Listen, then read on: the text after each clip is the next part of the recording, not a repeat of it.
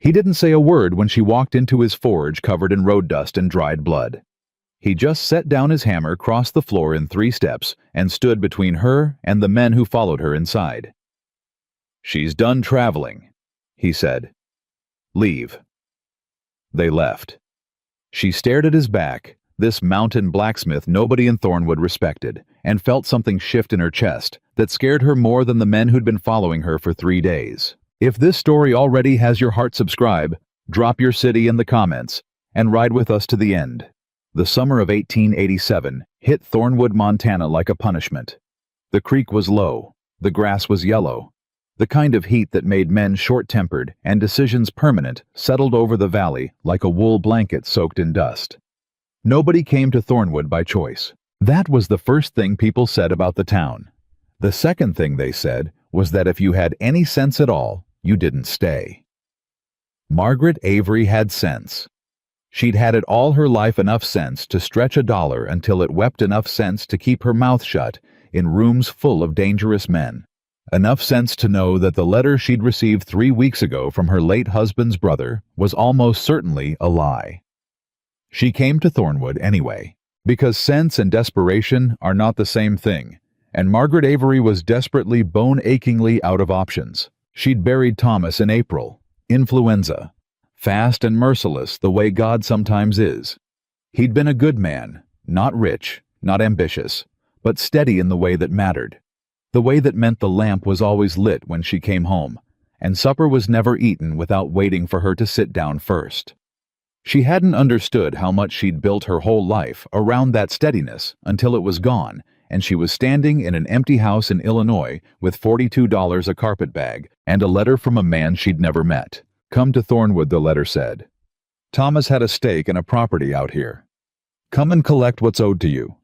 I'll make sure you're taken care of." She'd read that letter 6 times. She didn't trust it once. But $42 runs out, and a widow of 31 with no family and no trade had fewer choices than most people understood. So she came. She arrived on the noon stage, stepped down into the heat and the dust and the smell of horse and iron, and looked around for a man named Gerald Avery. Gerald Avery was not there. What was there? A main street, baking under a white sky, a saloon already loud at noon, 3 men sitting outside the general store who all stopped talking. The moment she stepped off the stage, and a handwritten note tucked under the wheel of the post office door, addressed to her in handwriting that was not the same as the letter she'd received. "Sorry, miss. Change of plans.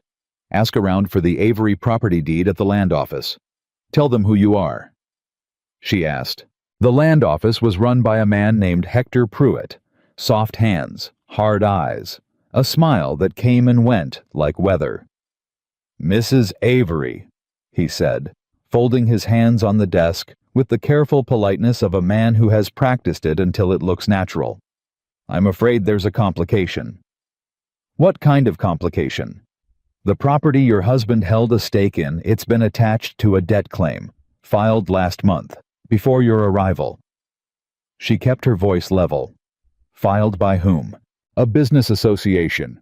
Legitimate creditors." He opened a drawer, pulled out a sheaf of papers, and laid them in front of her like he was doing her a kindness. "The stake can be released, of course, if the debt's cleared." She looked at the number on the paper. $380. She had 19 left after the stage fare. "That's not a complication," she said. "That's a trap." Hector Pruitt's smile didn't change. "I understand it's upsetting, ma'am, but the law's the law." She picked up the papers and walked out. She stood on the boardwalk in the white noon heat and breathed through her nose, and did not cry, because crying was a luxury she hadn't been able to afford since April, and she wasn't going to start now. The 3 men outside the general store were watching her. She didn't look at them. She started walking, no direction in mind, just movement, because standing still felt too much like surrender, and that's when she noticed the building at the far end of the street. No sign above the door. Just the sound of a hammer, steady and rhythmic in the heat, and the smell of hot iron and coal smoke, and an open door dark enough that it looked cool from the outside. She walked toward it the way a person walks toward water in a desert, not deciding to exactly. Just going. She stepped inside. The forge was alive, orange and amber, and the deep red of working coal, and standing in front of it, back to the door, was the largest man she'd ever seen. Not large the way Hector Pruitt's associates were large, which was the largeness of threat and appetite. Large the way old timber is large, solid through to the center, grown slow and without apology. He had his shirt rolled to the elbows. He was working a piece of iron on the anvil, shaping it with a focus so complete that he didn't hear her come in. She watched him for a moment. She didn't know why. Then boots scraped the boardwalk outside, 2 pairs moving fast, and without thinking, she stepped further into the shop, and her back found the wall beside the door, just as the 2 men from the general store ducked inside after her. The hammer stopped. The blacksmith turned around. He was somewhere in his late 30s, with dark hair and a jaw that looked like it had been hit more than once, and had decided not to care. His eyes were gray, not the sharp gray of winter sky, but the flat, patient gray of Riverstone, and they moved first to her, then to the men in his doorway, and then back to her. Something passed across his face that she couldn't name. "She with you?" the taller of the 2 men asked him. "Yes," the blacksmith said. No hesitation, no qualification. Just the word flat and final dropped into the room like a stone into still water. The man blinked. "We just wanted to talk to her." "She's done being talked to." He set the hammer down on the anvil deliberately, slowly, making the iron ring, and looked at them with those Riverstone eyes. "You need something forged, I'm here until sundown. Otherwise, the door's behind you." The 2 men looked at each other. They left. The blacksmith didn't watch them go.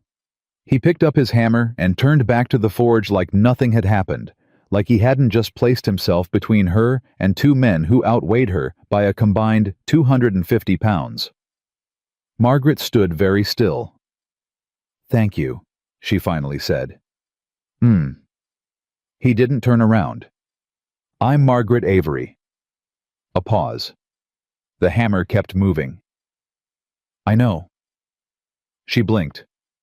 "How do you know?" "Small town." He turned the iron, examined it, turned it back.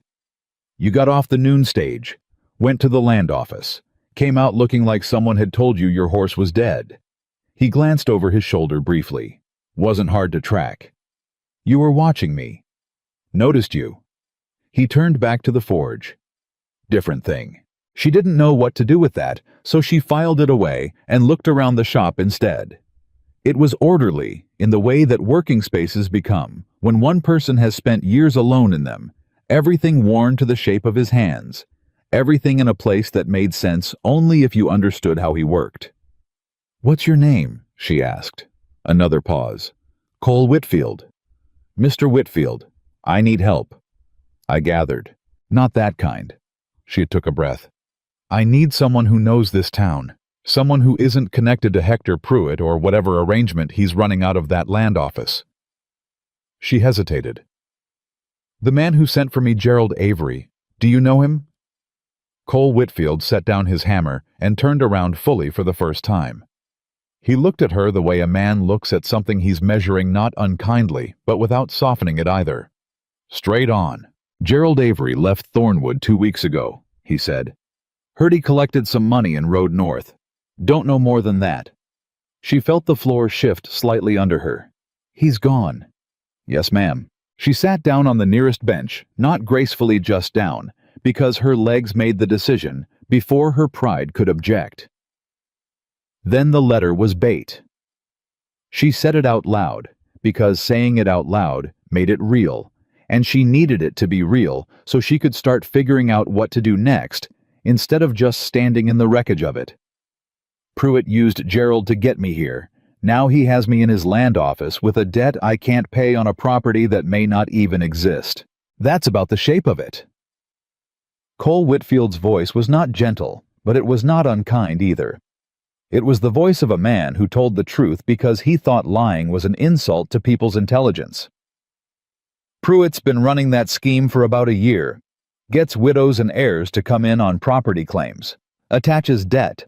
Acquires the stake when they can't pay." He folded his arms. "Most people can't pay. And nobody's stopped him. Nobody's been able to prove it yet. He keeps the papers clean. But you know, most of the town knows. Something flickered in those gray eyes, something that looked almost like anger held a long time. Knowing and proving aren't the same. She looked at him. Why are you telling me this? He was quiet for a moment. Because you asked, he said. And because those men who followed you in here, the one in the gray hat works for Pruitt. He was watching you from the moment you stepped off the stage. He looked at her steadily. You're not the first woman Pruitt's done this to, but most of them came alone and left quick. You came alone, and you sat down. I sat down because my legs gave out. I know. And for just a moment, barely a second there and gone, something that might have been the beginning of a smile crossed his face. Still counts. Margaret looked at this man, this blacksmith who lived at the edge of a dishonest town, and hammered iron alone in the heat, and told the truth, like it cost him nothing, and made a decision the way she made most decisions, which was quickly and without asking permission from anyone, least of all herself. I need to find out if that property stake is real, she said. And I need to find Gerald Avery. And I need to get Hector Pruitt's name on a piece of paper that a federal marshal will take seriously. She met his eyes. I don't have money to pay you. I don't have anything to offer. But I'm not leaving Thornwood until this is done, and I would rather not do it entirely alone. Cole Whitfield looked at her for a long moment. You got somewhere to sleep tonight? He asked. Not yet. He nodded once, slow, like that settled something he'd been deciding. Mrs. Henderson runs a boarding house on Crane Street. Tell her I sent you. She won't take money from you until you've got it to give. He picked his hammer back up. Come back tomorrow morning. Early. I'll take you up to see the property line. Why would you do that? He turned back to the forge. His voice, when it came, was even and quiet. Because Pruitt's been making this town ugly for a year, he said, and I'm tired of watching it. She stood, picked up her carpetbag, and moved toward the door.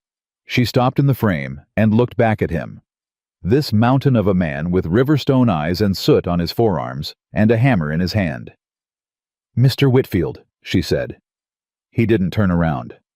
Ma'am. Those men who followed me, will they come back? A pause. The hammer rang once against the iron. Not tonight, he said. She believed him. She didn't entirely know why, but she did. She stepped out into the white summer heat and walked toward Crane Street, and behind her, the hammer kept its rhythm steady and certain, the way very few things in her life had ever been. She didn't sleep well that night.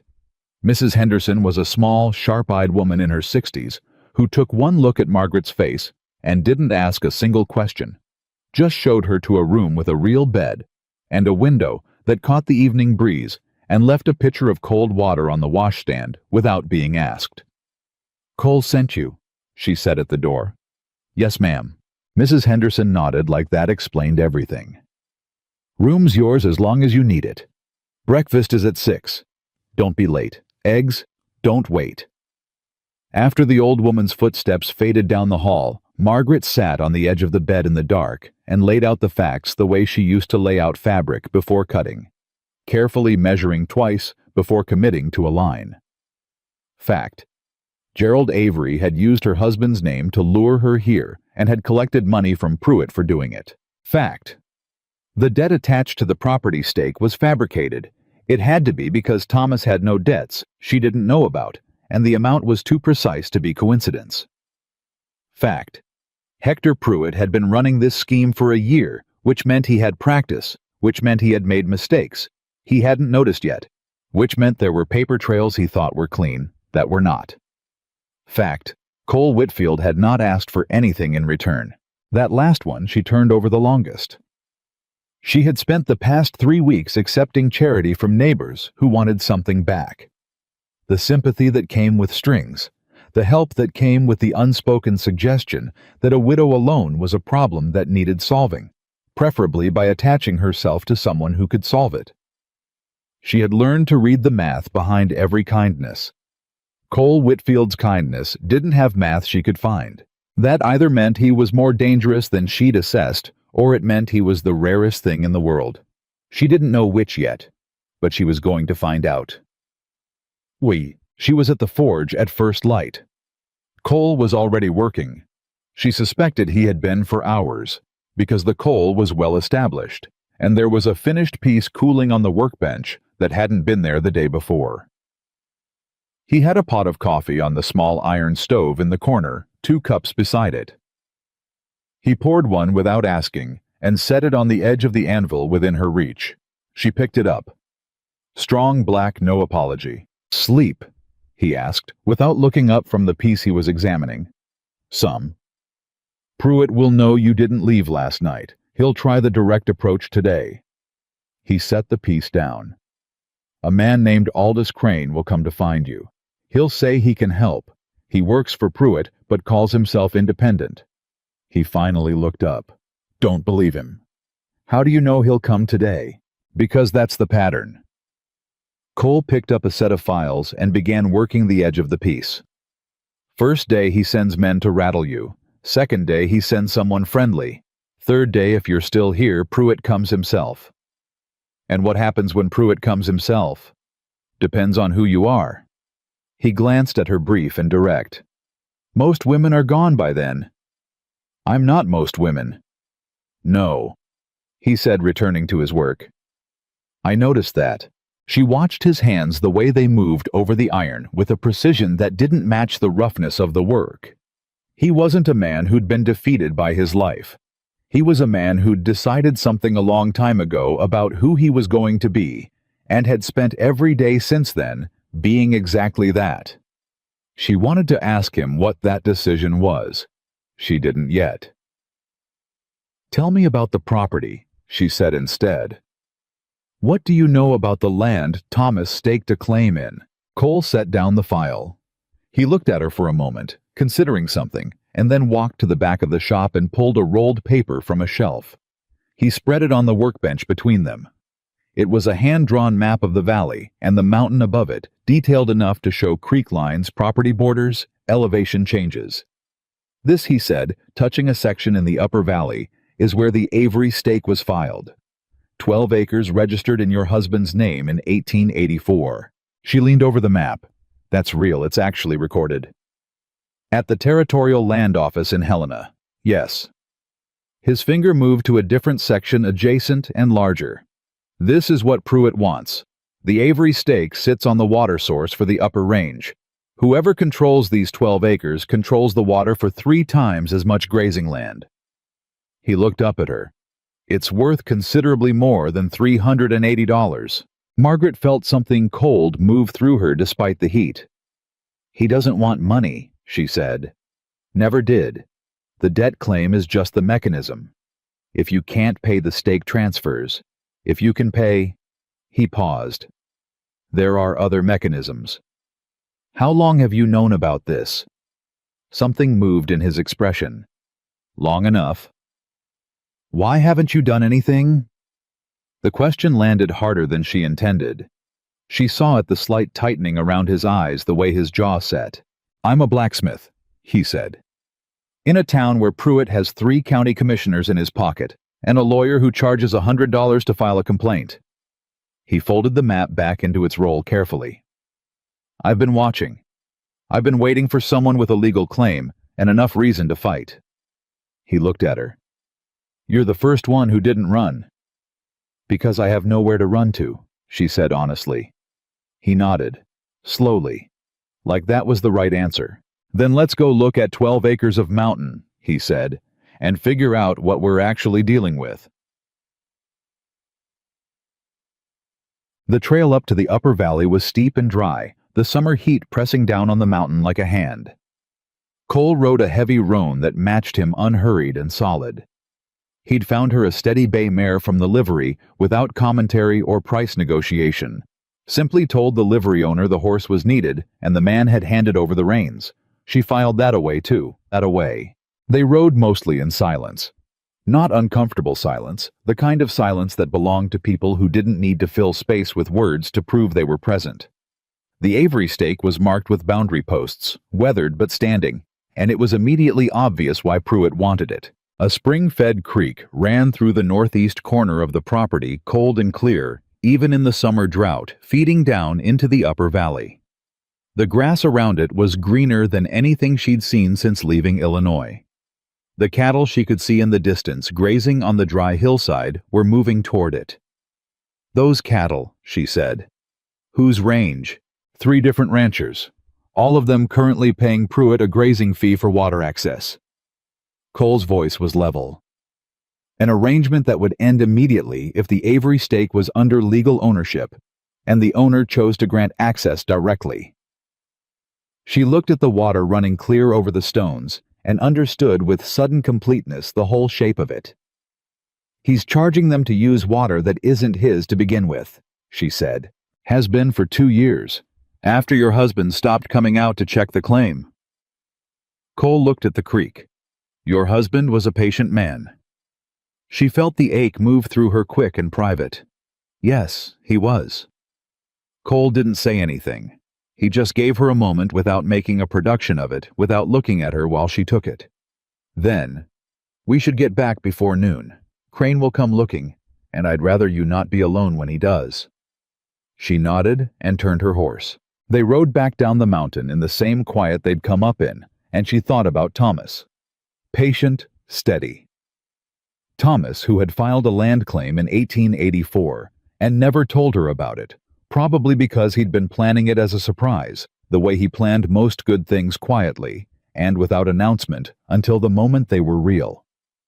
She thought about the fact that Hector Pruitt had been charging men to use Thomas's water for 2 years. She thought about the fact that a blacksmith at the edge of a crooked town had been waiting alone for someone with enough reason to fight. She looked at Cole Whitfield's back as he rode ahead of her, straight, unhurried, certain, and felt something settle in her chest that had nothing to do with the land or the water or the scheme. She wasn't sure what to do with it. She filed it away with the other things she wasn't sure about yet.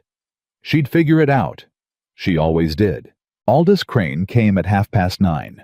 Margaret was sitting on the bench outside the forge, drinking the last of the morning coffee, when she saw him coming down the main street with the particular walk of a man who has decided he is doing someone a favor. Pressed shirt, clean boots, a smile already arranged on his face before he was close enough for it to mean anything. Cole was inside working. She could hear the hammer. She didn't go get him. Crane stopped in front of her, tipped his hat with the practiced grace of a man who had tipped it at many women in difficult situations, and said, "Mrs. Avery, I'm glad I found you. My name is Aldous Crane. I'm an independent property consultant, and I believe I might be able to help you with your situation." "My situation?" she said. "The debt claim on the Avery stake. It's an unfortunate business. I've seen Pruitt's office make errors before. Clerical issues mostly." He sat down on the far end of the bench without being invited, which told her everything about how he conducted business. "I have some influence with the land office. I believe I could get that claim reduced, perhaps significantly." "How significantly?" "Perhaps eliminated." He spread his hands in a gesture of generous helplessness. "In exchange for a reasonable arrangement." "What kind of arrangement?" "A transfer of interest in the property. Partial, you'd retain a share, 30%. The remaining 70 would pass to my clients." He smiled. "It's more than you'd walk away with if Pruitt forecloses, which he will do within the week if the debt isn't cleared." She looked at him for a long moment. "Who are your clients?" she asked. "I'm not at liberty." "Are they Hector Pruitt?" The smile didn't waver. He was practiced. "My clients are a business association with significant interests in the valleys. Mr. Crane." She set down her coffee cup. "I rode up to that property this morning. I saw the creek. I saw whose cattle were using it." She met his eyes. "I also know what 12 acres of spring-fed water rights are worth in a drought year in this valley, and it is considerably more than 30% of anything you're prepared to offer me." She stood. "Tell Mr. Pruitt I'll be in touch when I'm ready to have a real conversation."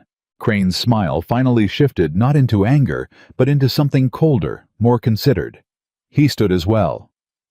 "Mrs. Avery," he said, and the warmth was gone from his voice entirely now. "You're a widow alone in a town you don't know, with no money and no legal representation. I'm trying to give you a way out of this that doesn't end badly." "I appreciate the warning," she said. "It's very honest of you. He looked at her for another second. Then he put his hat back on, nodded once, formal final, and walked back up the street. The hammer inside the forge had stopped. Cole appeared in the doorway behind her, wiping his hands on a cloth, watching Crane's retreating back. "He threatened you?" he asked. He implied it. She picked up her coffee cup. "I told him to pass a message to Pruitt." Cole was quiet for a moment. "That moves the timeline up." "I know. Pruitt won't wait until day 3 now." He looked at her straight on the way he always did, like he didn't see the point of looking anywhere else when he was talking to someone. "You understand what you're doing." "I'm making myself inconvenient," she said. "Yes, I understand." He nodded, slowly. "Then we need to move faster than I planned." He stepped back into the forge. "Come inside. I need to show you something." She followed him. He went to the shelf where he'd pulled the map the day before and reached behind it, drawing out a flat tin box that looked like it hadn't been moved in some time. He set it on the workbench and opened it. Inside were papers. Letters. What looked like hand-copied land office records. "I've been collecting this for 8 months, he said. Every time Pruitt transferred a stake, every debt claim he filed, every name on every document. He laid several sheets out on the bench between them. 12 cases, same pattern every time. But none of them had a clean enough legal claim to take to a federal marshal, because all the original parties had already signed transfers." She looked at the papers, looked at the names, women mostly, 1 or 2 men, all of them listed as the original claimants, all of them with signatures on transfer documents. "Did they sign willingly?" she asked. "Most of them signed because they believed they had no choice." His jaw was tight. "Pruitt is careful. He doesn't threaten. He just closes every door until the only one left open is the one he built." She understood that. She had spent the last 24 hours feeling every door in Thornwood and finding them all shut. She looked at the papers again, looked at the dates. "The first case," she said. 1886. A woman named Ruth Calloway." She looked up. "What happened to her?" Something moved in Cole's face. Fast, and then gone. "She left town," he said. "I don't know where she went." The way he said it told her there was more to that answer. She filed it away for later. "These records," she said. "The originals are in the land office in Helena. Some of them. Some are in Pruitt's office." "Then we need someone who can access Helena." She straightened. "A lawyer, or a federal connection." "There's a circuit court judge who comes through the valley twice a year," Cole said. "Next session is in 6 weeks. He paused. "Pruitt knows the schedule. He'll have the Avery stake transferred well before then. Then we need to stop the transfer." She looked at him. "Can a transfer be legally contested before it's completed?" "If you have grounds and a licensed attorney willing to file." "Is there an attorney in Thornwood?" "One." Cole's voice was flat. "He shares an office with the land office." Of course he did. Margaret pressed her fingers to the edge of the workbench and thought. She thought the way she'd learned to think in the past 3 weeks, not from where she was, which was nowhere good, but from where she needed to end up working backward until she found the path. "The ranchers," she said. Cole looked at her. "The 3 ranchers whose cattle are using the creek," she said. "Pruitt is charging them for water access. If I hold the legal claim on the Avery stake, and I offer them direct access, no fee or a fair one, they have a reason to want my claim to stand." She met his eyes. "Do they know the land Pruitt is charging them to use isn't his?" Cole was quiet for a moment. "I don't know how much they've thought about it." "Then we need to go tell them." She picked up her carpetbag and found a piece of paper and the short pencil she kept in the inner pocket. "What are their names?" he told her. She wrote them down. "I'll go to them today," she said. "I'll take you." He said it without deliberation, just a fact the way he stated most things. She looked at him. "You don't have to." "I know the land." He closed the tin box and put it back on the shelf. "And they know me." They'll listen faster if I'm there. She didn't argue. She was learning that Cole Whitfield didn't offer things he didn't mean, which meant arguing with his offers was the same as arguing with a fence post, possible, but purposeless. They went that afternoon. The first rancher was a wide, sun-beaten man named George Halter, who met them at his gate with a rifle not quite pointed at anything and eyes that had decided not to trust anything until it proved itself. Cole said his name. Halter lowered the rifle a quarter inch, not all the way, but enough. "What's this about?" he asked. "Water," Cole said. Halter's eyes moved to Margaret. She introduced herself, told him what she'd found at the land office, told him about the creek, and the stake, and the 12 acres. She told him the number Pruitt was charging him for access to water that wasn't Pruitt's to sell. Halter was quiet for a long time. "You got proof of this?" he asked. "I have the original territorial registration in my husband's name," she said. "I have the deed number. I have the filing date." She paused. "What I need from you is a signed statement that you've been paying Hector Pruitt for creek access on the upper range, that you believed you were paying the legal property owner." Halter looked at Cole. "This true. The water doesn't belong to Pruitt." "Never did," Cole said. Another long silence. Halter scratched his jaw, looked at his land, looked back at them. "He'll make trouble," Halter said. "He'll make trouble anyway," Margaret said. "The difference is whether you're on the right side of it when it's over." Halter signed.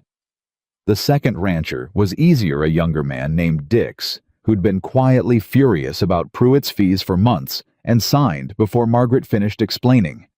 The third was harder. His name was Abe Connolly, and he was Pruitt's cousin by marriage, which he told them the moment they rode up, standing in front of his barn with his arms crossed and his chin out. "I know why you're here," he said. "And I'll tell you the same thing I told the last person who tried to make trouble over that creek.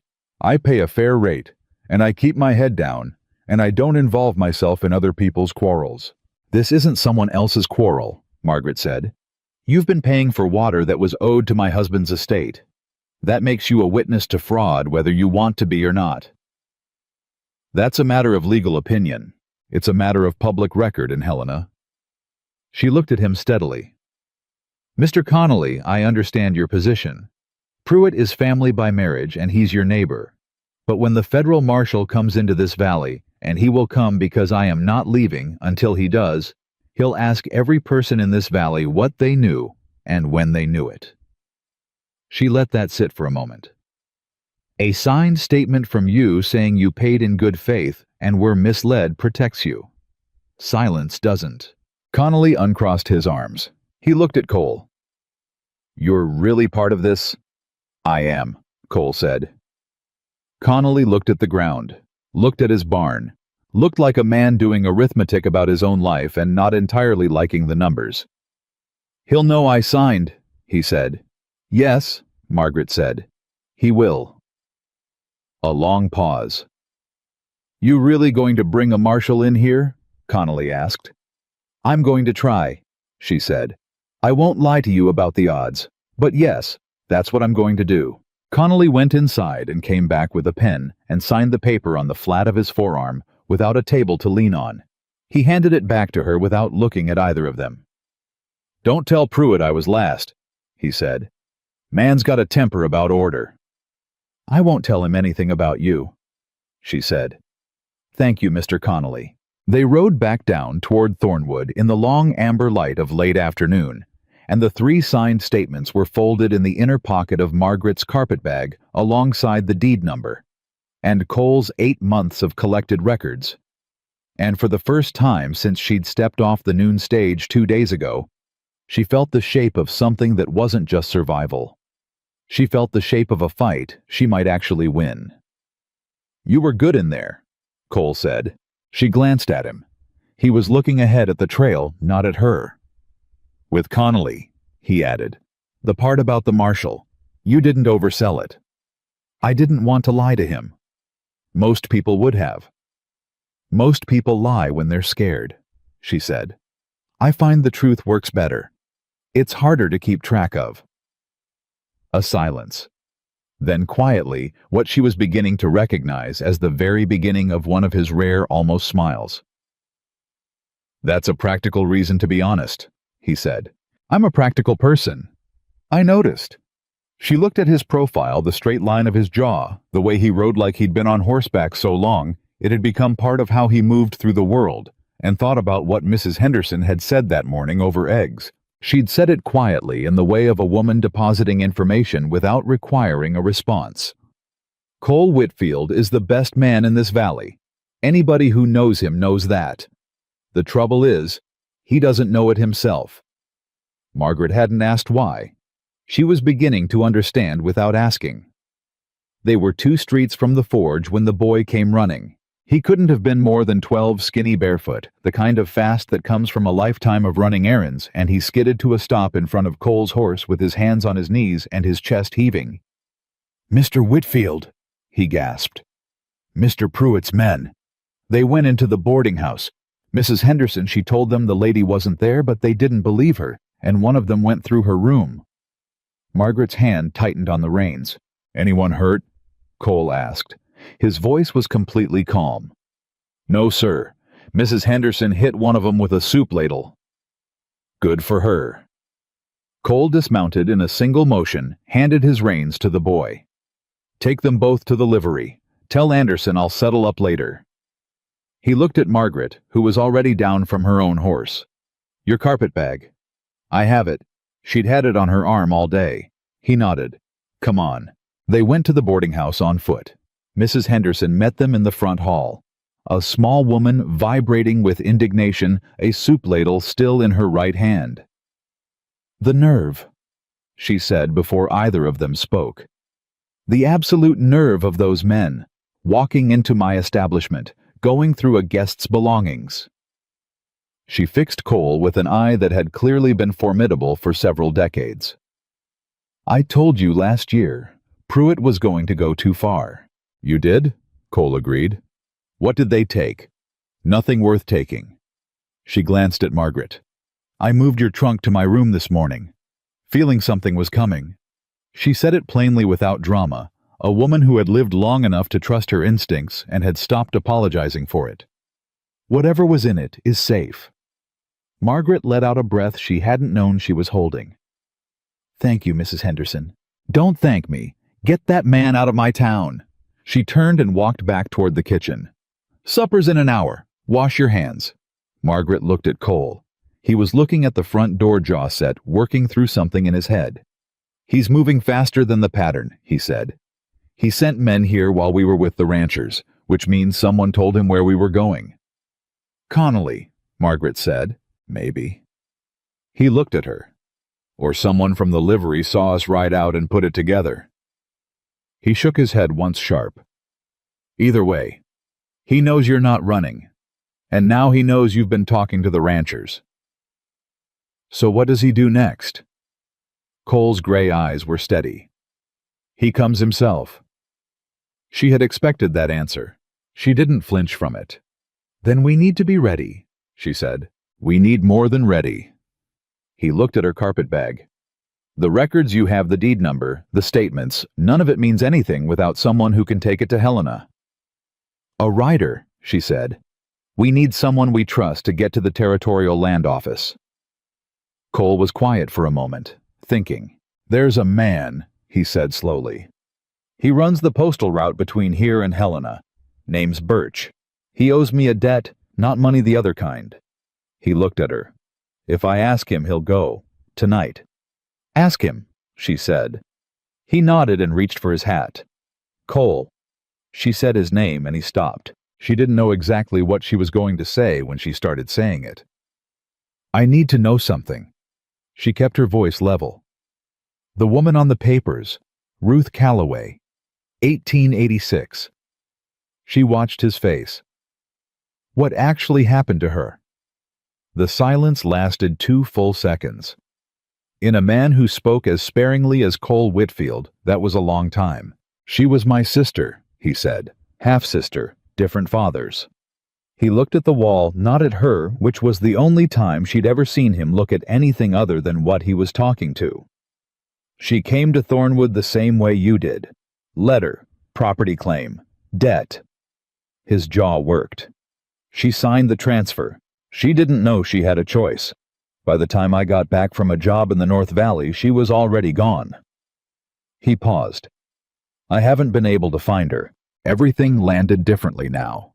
Every piece of it, the 8 months of records, the waiting the moment in the forge, when he'd stepped between her and those two men without hesitation, the map he'd been keeping on a shelf. She understood now what she was standing in the middle of. You've been waiting for someone with a valid claim, she said, quietly, not accusing, just naming it. Yes. He looked at her now, and there was something in it that was the closest she'd seen him come to asking for something. I should have told you that at the start. Why didn't you? Because I didn't want you to feel like a tool, he said. And then I didn't know how to bring it up once I'd waited too long. He looked at her straight. I'm telling you now. Whatever you decide to do with that is your choice. She thought about Thomas and patience and property claims made in quiet faith that things would come right. She thought about a woman who'd come to Thornwood alone and signed away what was hers because she didn't know she didn't have to. She thought about a man who'd been carrying that for 8 months and hadn't told her until she asked him directly because he was trying in his clumsy, honest ironworker way not to use her. Go find Birch, she said. Send him tonight. Cole put his hat on, nodded once. Thank you, he said. Don't thank me, she said, because Mrs. Henderson was apparently contagious. Just find your sister. He left. She stood in the hallway of the boarding house with her carpet bag on her arm and her 3 signed statements and her dead husband's deed number and a fight in front of her that she hadn't come to Thornwood looking for. But she was here, and Hector Pruitt had made the mistake that careful men sometimes made when they had been winning for long enough. He had started to believe the winning was permanent. It wasn't. She'd make sure of it. She washed her hands and went to supper. Pruitt came on the 3rd morning. Margaret was at the forge. She had started going there early enough that Cole had stopped commenting on it and simply begun leaving a second cup beside the coffee pot as a matter of course. It was a small thing. She noticed it every morning and didn't say anything about it because some things are understood better when they're left unspoken. She was reviewing the copies Cole had made of Pruitt's transfer records when she heard the boots on the boardwalk outside, more than 2 pairs, measured and deliberate, the walk of men who want to be heard coming. Cole heard it too.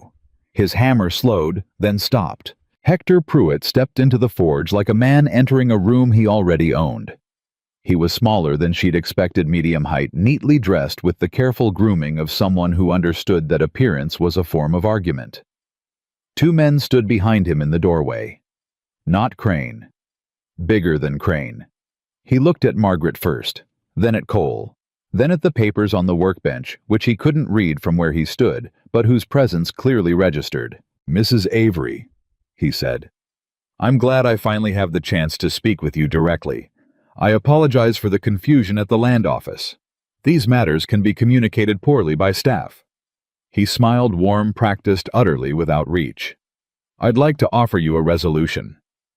You offered me one through Mr. Crane, she said. I declined it. Mr. Crane can be heavy-handed. I prefer to handle sensitive matters personally.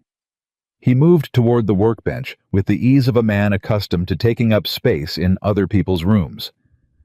The debt claim can be restructured. I'm prepared to offer you a very fair... Mr. Pruitt? Her voice was quiet. I sent a writer to Helena 2 nights ago, with a copy of the original territorial registration on the Avery stake and signed statements from 3 ranchers who've been paying you for creek access on property that isn't yours. She watched his face. The writer should arrive today, possibly this morning. The warmth in Pruitt's expression didn't disappear. It crystallized the same temperature but suddenly hard all the way through. That's a serious accusation, he said. It's a documented one. She folded her hands on the workbench. I'm not interested in a resolution that involves transferring any portion of that stake to you or your associates. I'm interested in the full legal recognition of my husband's claim and a formal inquiry into the 12 cases in your land office that follow the same pattern. She paused. Those are my terms. The silence in the forge was the kind that has weight. One of the men in the doorway shifted. Cole didn't move at all, but something about the quality of his stillness changed the way a held breath is different from a restful one. Pruitt looked at Cole. You're part of this. I am, Cole said. Same words he'd said to Connolly, same flat certainty. You're a blacksmith, Pruitt said. Not quite contempt too controlled for that, but the shape of it. I am, Cole said again. And you're a land agent who's been stealing water rights from widows for 2 years. We can both be what we are. Something moved in Pruitt's jaw. He looked back at Margaret. Mrs. Avery, he said, and the warmth was entirely gone now, replaced by something that had probably always been underneath it. You came to Thornwood with $19. You have no legal representation. You have no residence. The statements you collected from those ranchers will be contested in any local proceeding. He let each point land before moving to the next. What you have is a deed number and a blacksmith. That is not enough to beat me in this valley. I don't need to beat you in this valley, she said. I need to beat you in Helena. He looked at her for a long moment. Then he put his hat back on, nodded with the formal courtesy of a man filing something away for later, and walked out. His men followed. The sound of their boots faded down the boardwalk. Cole let out a breath. He's going to move on the transfer today, he said. Whatever filing he can push through locally before Helena responds. Can he complete it without my signature? Not on the original claim, but he can file a foreclosure on the debt which triggers a different process. He set his hammer down and looked at her directly. We need to slow him down. How? There's one person in this town who can file a legal objection to a foreclosure proceeding. He paused. Judge Alderman. He's not Pruitt's man. He's not anyone's man, which is why Pruitt works around him instead of through him. But he'd need cause to intervene. Then I'll give him cause. She picked up the papers. Where does he live? Cole took her. Judge Alderman was 71 years old, nearly deaf in one ear, and possessed of the particular sharpness that sometimes lives in men who have spent decades listening to people lie to them. He heard Margaret's account standing in his front doorway, because he'd decided before she finished the first sentence that this wasn't a conversation for the porch, and had already stepped back to let them in before she asked. He read the records Cole had collected. He read the 3 statements. He looked at the deed number and cross-referenced it against a territorial directory he pulled from a shelf behind his desk with the ease of a man who knows exactly where every book in his house lives. He was quiet for a long time. The filing in Helena, he said finally. When did you send it? 2 nights ago, Margaret said. The writer is Horace Birch. Postal route. Good man. Alderman closed the directory. I can issue a temporary stay on any local foreclosure proceeding pending response from the territorial office. It won't hold long, 10 days, maybe 12, but it'll keep Pruitt from completing a transfer while your filing is in transit. He looked at her over the top of his glasses. You understand that if Helena doesn't move quickly, or if there's a problem with your filing, the stay expires and Pruitt can proceed. I understand. You understand also that issuing this stay will make me unpopular with certain people in this town. Yes. He looked at her, looked at Cole, looked back at her. Your husband filed that claim in good faith, he said, and Pruitt has been running this scheme since before most people in this town noticed or were willing to say so. He pulled a sheet of paper from his desk drawer. Hand me that pen. The stay was signed by 9 in the morning. They were back on the main street by 9:15, and by 9:30, Margaret could tell by the way 2 of Pruitt's men were watching the judge's office from across the street that word had already traveled. He knows, Cole said. He'll know the stay came from Alderman. He can't touch the judge directly. She thought through it as she walked. What he'll do is find another pressure point. She was right. She just didn't know which one until Mrs. Henderson met them at the boarding house door at noon with her arms crossed and her mouth in a line. 2 men came to the Mercantile this morning, she said without preamble. Told Miller you were a fraud, that you're not Thomas Avery's widow, that you came here to run a scheme of your own. She looked at Margaret with eyes that had made their judgment and were just reporting it.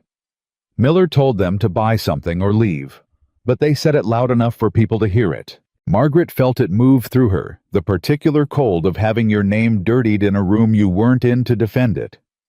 He's attacking the credibility of the witness, Cole said quietly beside her. Yes. She breathed through it, steadied. He can't stop the stay. He can't complete the transfer, so he makes me someone nobody in this town will believe. What do you need? Mrs. Henderson asked. Margaret looked at her. Do you have Thomas's letter? The one that was addressed to me at the post office door. I kept it, Mrs. Henderson said, and went inside to get it. Cole looked at her. Why does that matter? Because the handwriting isn't Gerald Avery's, she said. I've been carrying that letter for 3 weeks and I know Thomas's handwriting and I know Gerald's signature from the property deed correspondence Thomas kept. The letter that brought me here was written by a third party. She met his eyes. If Pruitt used someone else to write that letter, there's a person in this town who knows how to forge documents. Cole went very still. The transfer documents, he said, for the 12 cases. If they were signed under duress or not signed at all and forged after the fact. She stopped. Let it sit between them. That's not a civil matter. That's criminal fraud. Mrs. Henderson came back with the letter.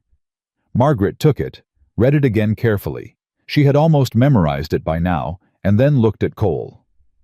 You know everyone in this town, she said. Who is Pruitt's closest associate, not Crane?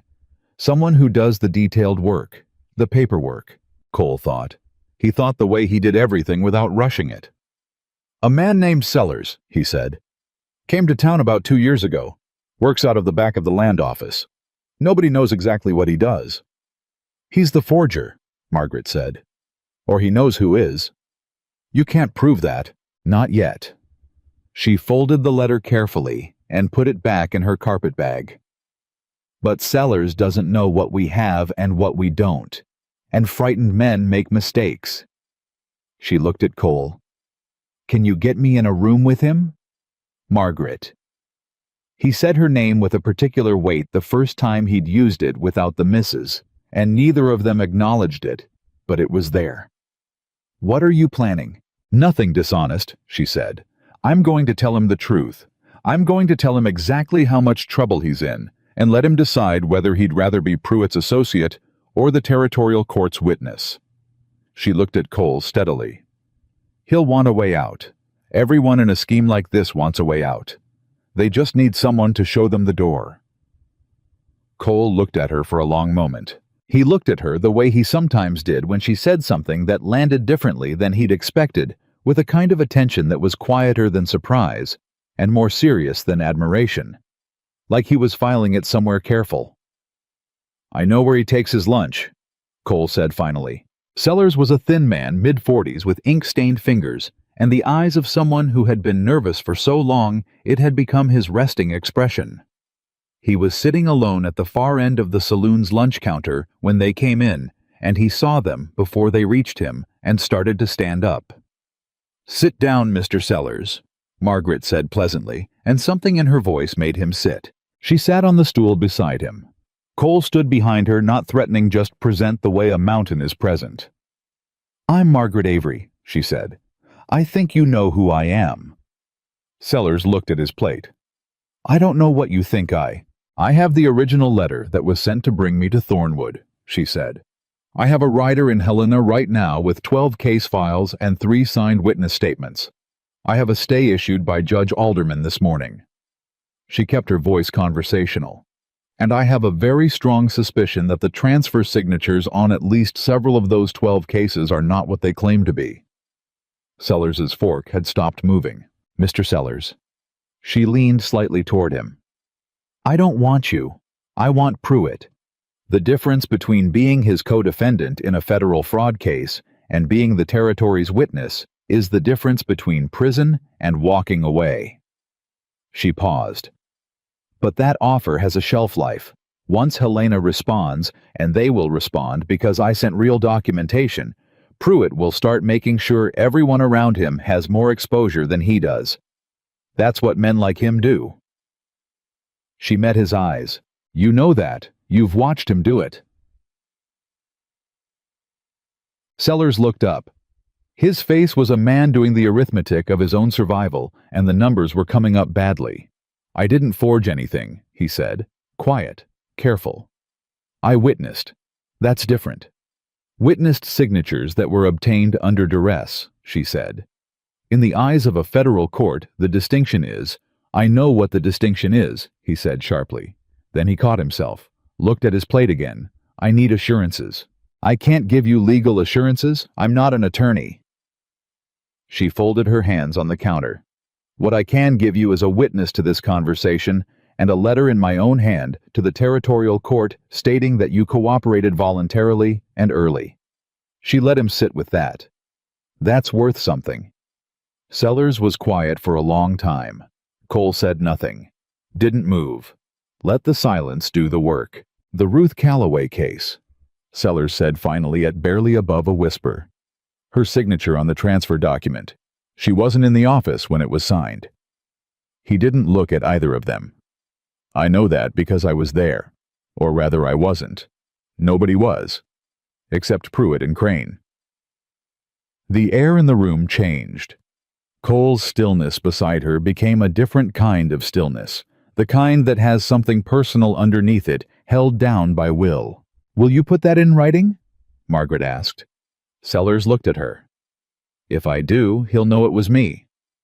He'll suspect it was you regardless, she said. The question is whether you're on record first or not. He looked at his lunch. He hadn't eaten any of it. He pushed the plate away slightly, the gesture of a man who has made a decision he can't unmake. Not here, he said. Not in town. If I sign something, it has to go directly to Helena. Not through Alderman, not through anyone local. Birch goes back onto the postal route day after tomorrow, Cole said from behind her. His voice was absolutely even. He can carry it. Sellers nodded. Once.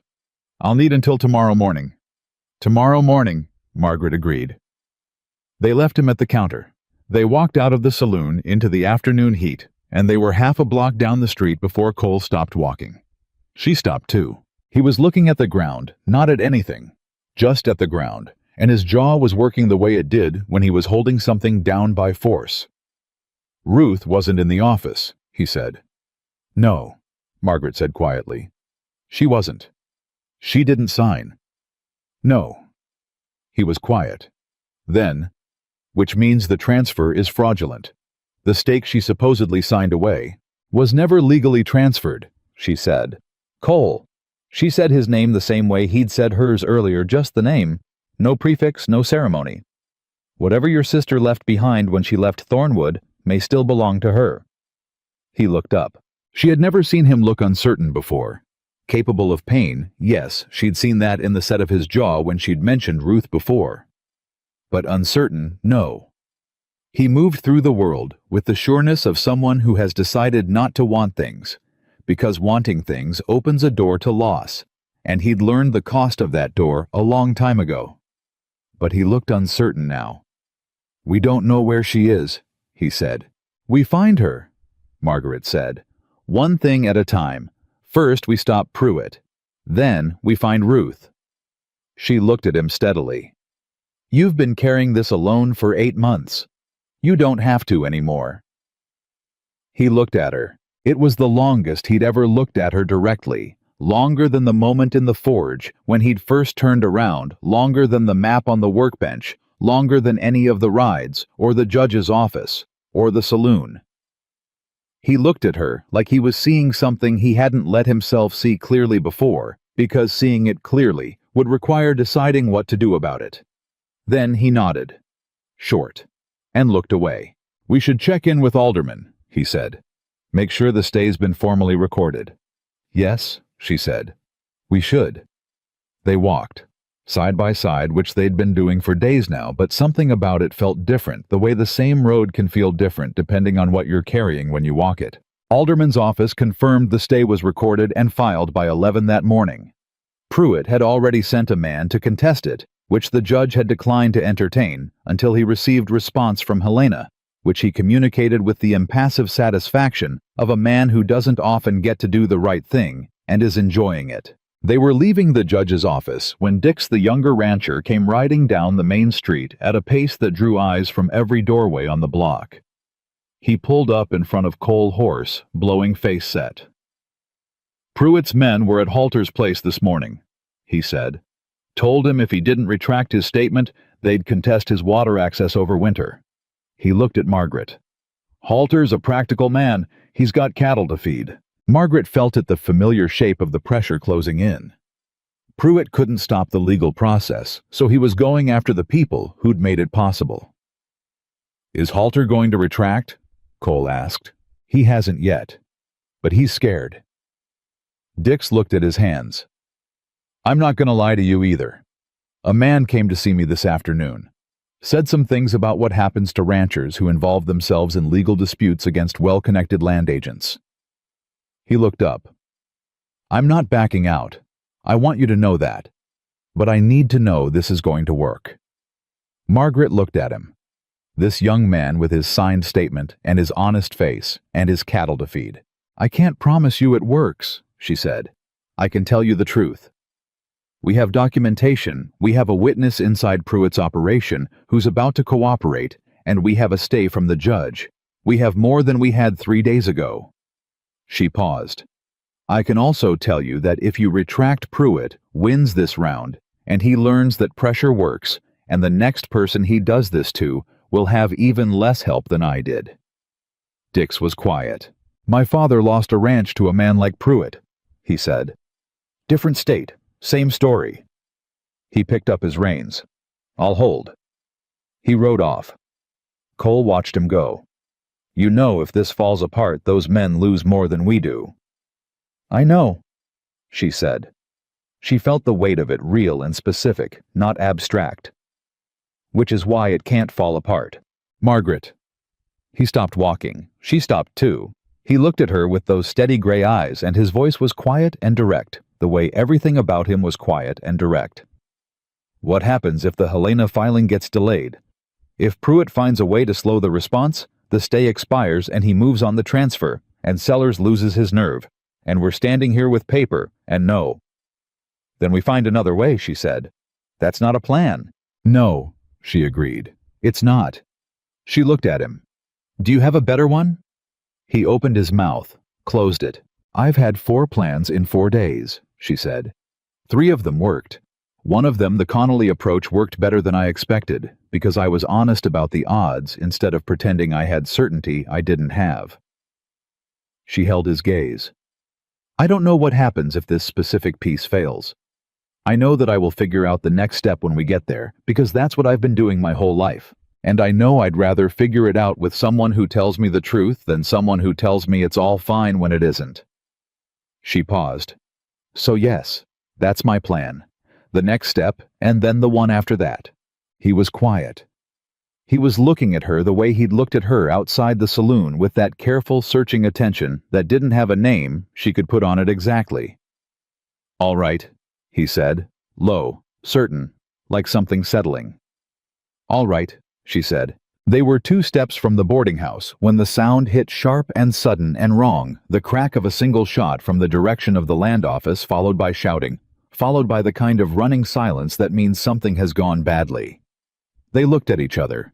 Cole was already moving. She ran to keep up with him, her carpetbag swinging, and they came around the corner onto the main street to find a knot of people in front of Pruitt's land office, and Aldous Crane standing in the doorway with his hands up and his face the color of flour. "Nobody's hurt," Crane was saying to no one in particular, to everyone. "It was an accident, it was—" Cole pushed through the crowd. Inside the land office, Hector Pruitt was standing behind his desk, a revolver on the floor beside his feet, and across from him, shaking but upright, was Horace Birch. The postal rider. The man they'd sent to Helena. He was back. He'd come back. And in his hand was not the documents they'd sent him with, but a sealed envelope with a territorial court stamp on the outside that Margaret could read from the doorway. She looked at Birch. "You went and came back," she said. "That's 3 days of riding in 2 days." he said, slightly indignant, despite the trembling. I pushed hard. He looked at Pruitt. And he was waiting for me when I got back, which tells you something about his network. He looked at Margaret. He tried to take the return correspondence. Margaret looked at Pruitt. Pruitt looked at her. That envelope, she said. Is that what I think it is? Birch crossed the room and put it in her hands. It was heavier than she expected. Official. Real. She opened it. The Territorial Land Office had received her filing. They had cross-referenced the deed registration. They were initiating a formal inquiry. A federal land commissioner would arrive in Thornwood within 14 days. 14 days. She looked up. Pruitt was still standing behind his desk. He looked like a man watching a wall he'd built fall down. Not immediately, not all at once, but the crack running through it. That means the end is no longer theoretical. Mr. Pruitt, she said, the federal land commissioner will be here in 2 weeks. You might want to use that time to speak with an attorney. Pruitt said nothing. She folded the letter and put it in her carpet bag with everything else and walked out into the summer heat with Cole behind her and Birch behind him, and the crowd parted without her asking it to, and she didn't look back. Cole fell into step beside her. 14 days, he said. 14 days, she agreed. Pruitt will spend every one of them trying to find a way out.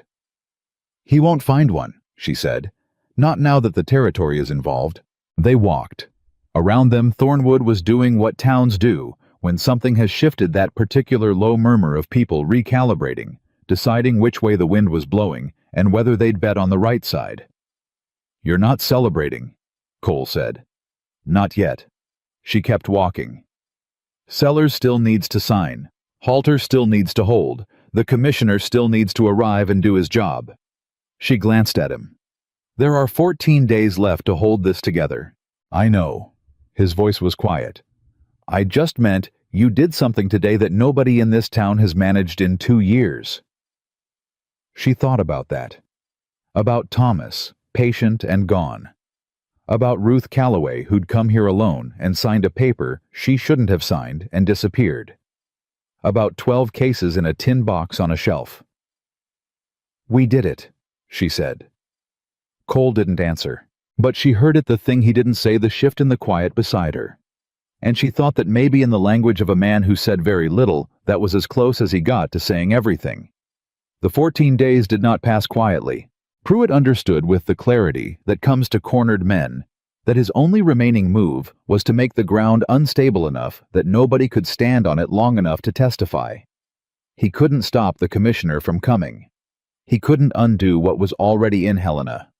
What he could do was erode quietly, systematically, the way water erodes stone, one drip at a time, until the foundation gives. It started with Halter. On the 4th day after Birch returned, George Halter rode into town and went directly to the boarding house and asked to speak with Margaret.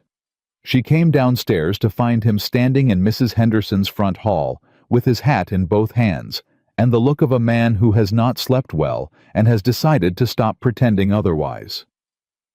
I need to talk to you, he said. I know, she said. Come in. She brought him into the small sitting room off the hall, and Mrs. Henderson appeared with coffee, as if by instinct, and disappeared again just as quickly, because she was the kind of woman who understood when a room needed to be private. Halter sat. He held the coffee without drinking it. They came back, he said.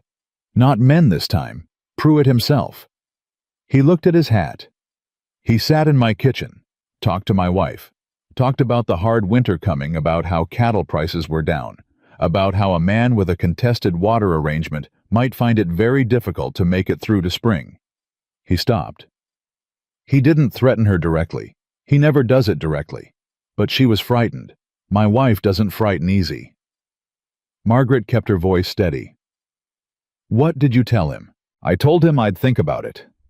Halter's jaw worked. I didn't retract. I want you to know that. But I told him I'd think about it, which is almost the same thing, and I've been feeling sick about it ever since. You haven't retracted, she said. That's what matters right now. For how long? He looked up, and there was something raw in it, the honest fear of a practical man who has cattle and a wife and a winter coming and has made a bet he's not sure he can afford. The commissioner isn't here yet. Sellers hasn't signed anything publicly. Pruitt's still in that office every day like nothing's changed. He leaned forward. Mrs. Avery, I need to know this is going to hold, not hope it will. No. She thought about what she'd said to Dix that she couldn't promise. She thought about the difference between honesty and the particular cruelty of giving a frightened man nothing to hold on to. Sellers signs tomorrow morning, she said. Witnessed by Judge Alderman and 2 other parties. Once that document goes to Birch, it's in transit to the commissioner before Pruitt can do anything about it. She looked at Halter steadily. And the commissioner is Federal George. Pruitt has county commissioners in his pocket. He doesn't have federal ones. She paused. Your statement doesn't have to be brave. It just has to be true. And it is true, isn't it? Halter looked at her. It's true. Then hold on 4 more days, she said. That's all I'm asking. He left without committing to anything outright. But he left without retracting either. And sometimes that's the only ground you get.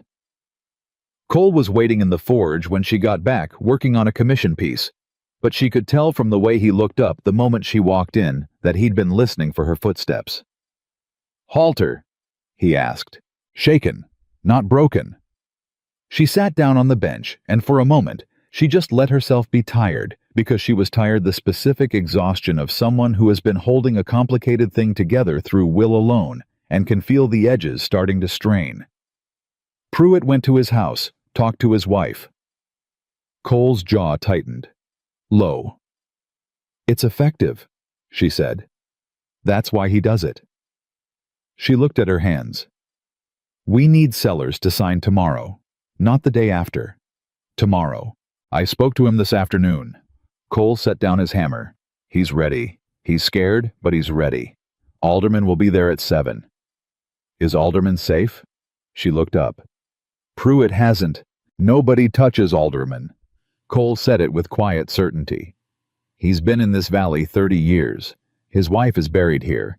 His son runs the schoolhouse.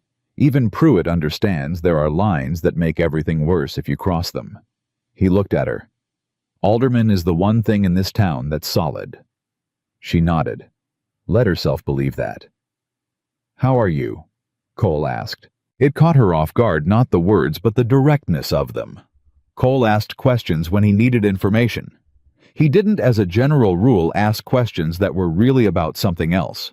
I'm tired, she said honestly. I'm worried about Halter. I'm worried Sellers will lose his nerve between now and 7 tomorrow morning.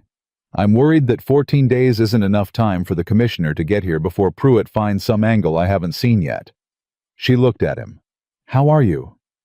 He was quiet for a moment. I keep thinking about Ruth, he said.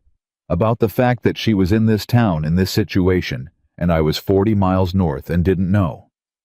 He picked up the hammer and put it back down without using it. I should have been paying more attention. You were paying attention, she said. You had 8 months of records on a shelf. You were watching the whole time. Watching isn't the same as stopping it. No, she agreed. It isn't. She looked at him. Cole, you couldn't have stopped it if you didn't have someone with a legal claim to fight from. You knew that. That's why you waited. She paused. Waiting when you don't have enough isn't failure. It's patience. Your sister would tell you that if she were here. He looked at her sharply. You don't know Ruth. No, but I know she's your sister, which means she knows you.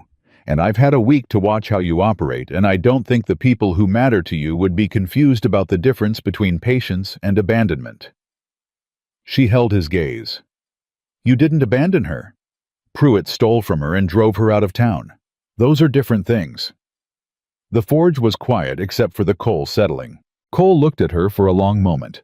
That careful, still attention she'd stopped trying to decode and had started just accepting as the way he saw things that mattered to him. You do that a lot, he said. Do what? Say the thing that lands in the exact place it needs to. She didn't know what to do with that. She filed it in the same place she'd been filing other things about Cole Whitfield, the second coffee cup. The way he'd said her name, without the misses.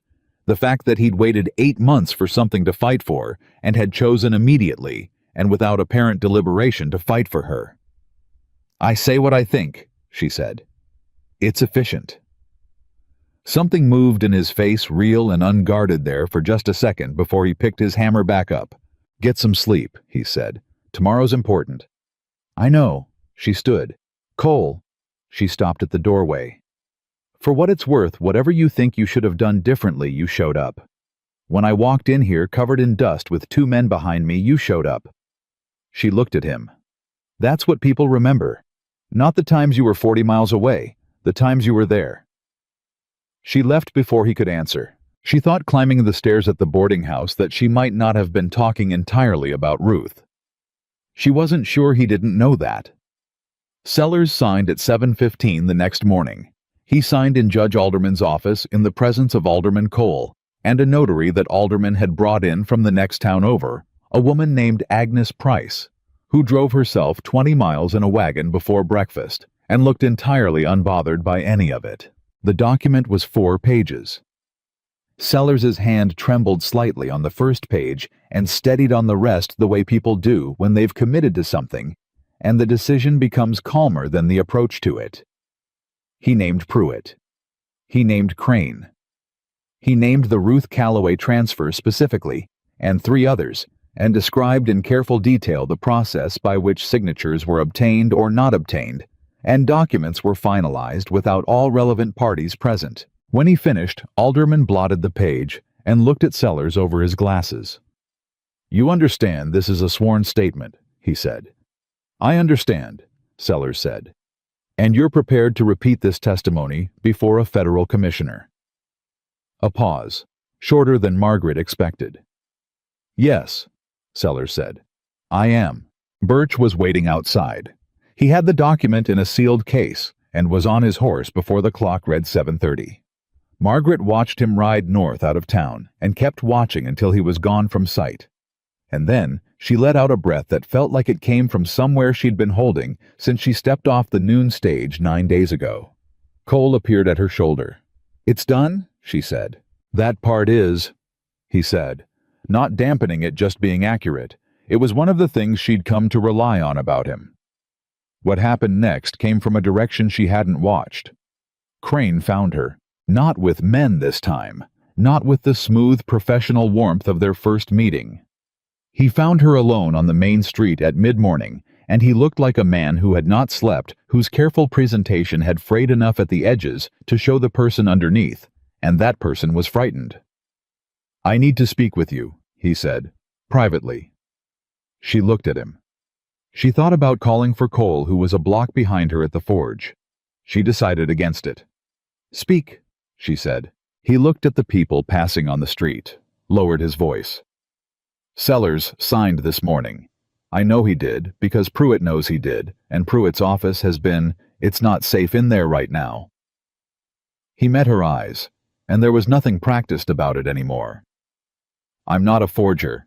I'm not Sellers. What I did was facilitate introductions between Pruitt and incoming claimants.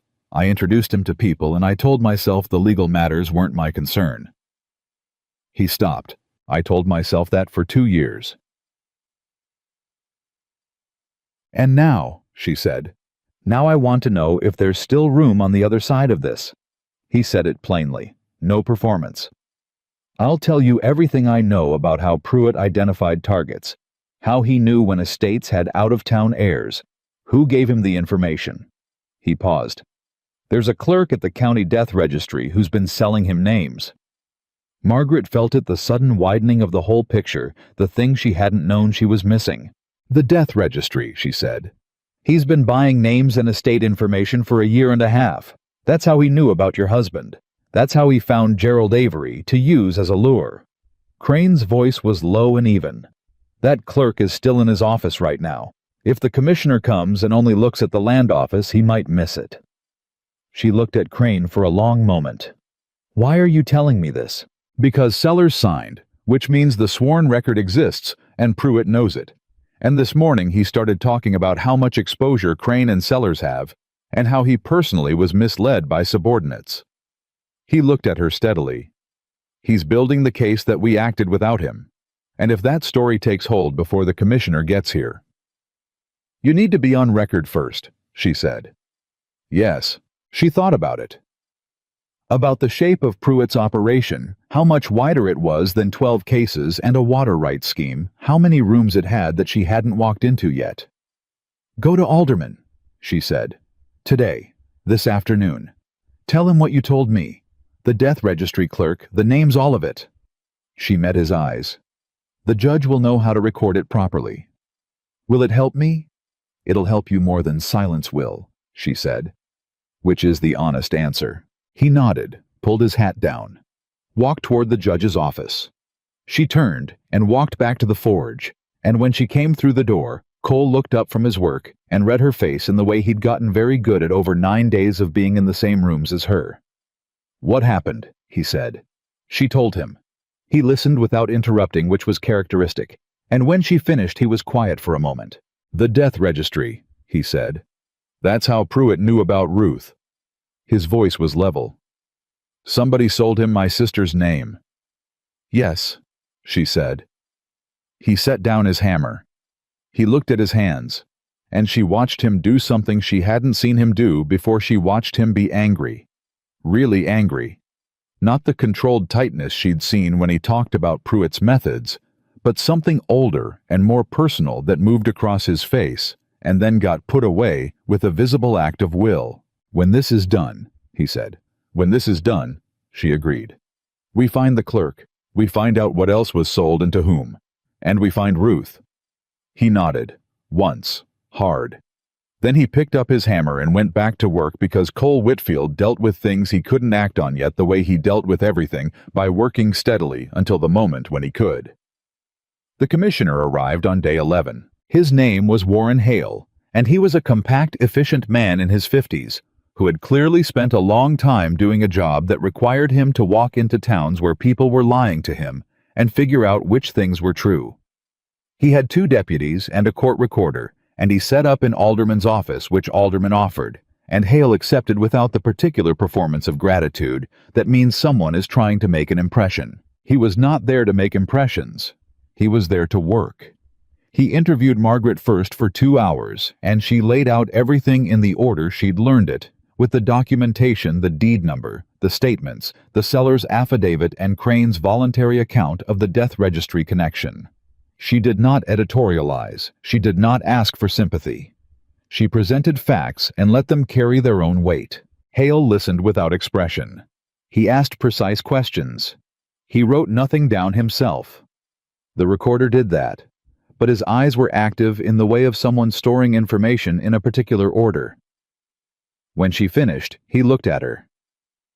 You've been in Thornwood 11 days, he said. Yes. And you compiled this in 11 days. I had help. She looked at him. Cole Whitfield. He'd been collecting records for 8 months before I arrived. Hale made a note of that. I'll need to speak with him. He'll be at the forge.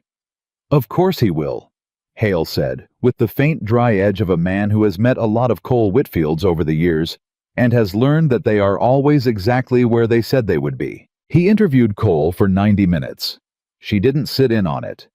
Cole hadn't asked her to, and she hadn't offered, but she was at the forge when Cole came back because she'd taken to spending her days there by now, in the way you take to a place that has become the steady center of a time that has had very little steadiness in it. How was he? She asked. Thorough. Cole poured himself water. He asked about the 8 months of records, how I compiled them, whether any of it was obtained improperly. Was it? No. He looked at her over the rim of the cup. Everything in that box was public record or voluntary conversation. I told him that. He set the cup down. He believed me. How do you know? Because he stopped asking that line of questions and moved to the next one. Cole sat down on the bench, the same bench she sat on every morning, the one she'd come to think of as hers, without formally claiming it. He's going to move on Pruitt's office this afternoon. Formal seizure of records. She absorbed that. Pruitt knows it's coming. Pruitt knew it was coming the moment Birch rode north. Cole looked at his hands. The question is, what he's done with the time he had. What Pruitt had done, they found out 2 hours later, was remove 11 files from the land office. Hale's deputies discovered it during the record seizure. Empty folders filed. In order, the names still on the tabs, the contents gone. Hale came to find Margaret personally to tell her which she thought said something about the way he operated. 11 files, he said. Not the Ruth Calloway file, not the Avery file. 11 others. He's protecting cases that haven't been formally reported yet, she said.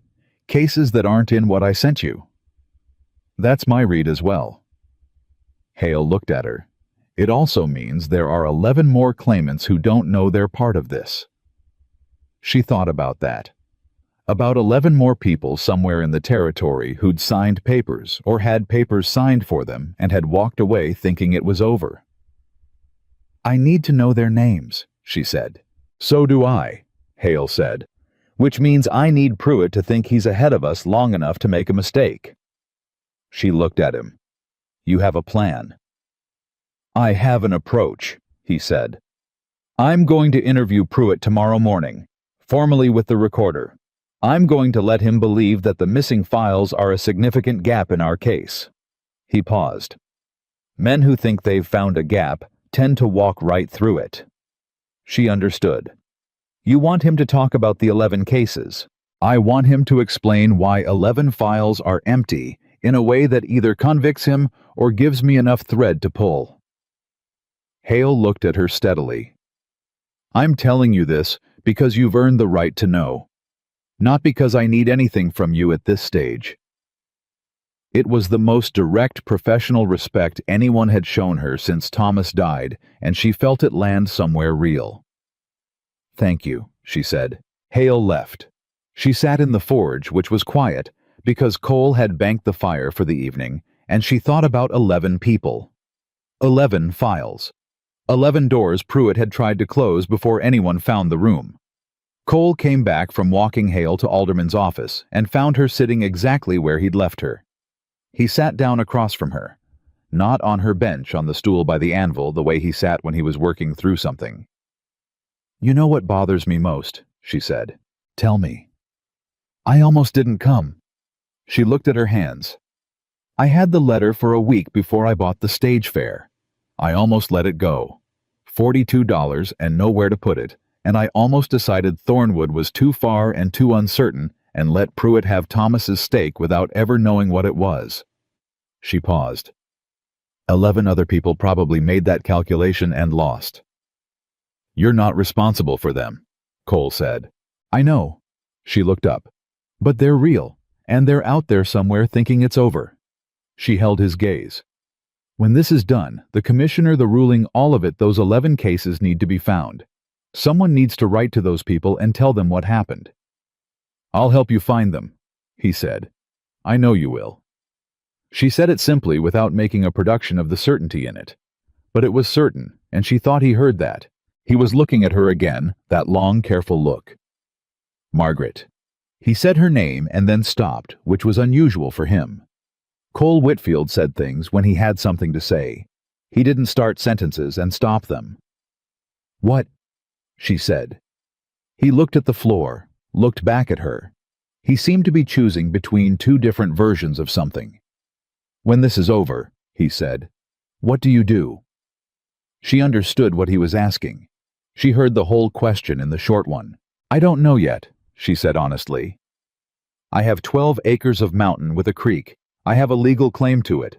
She paused. I've never run land before. I've never lived in Montana. I don't know the first thing about cattle. She looked at him.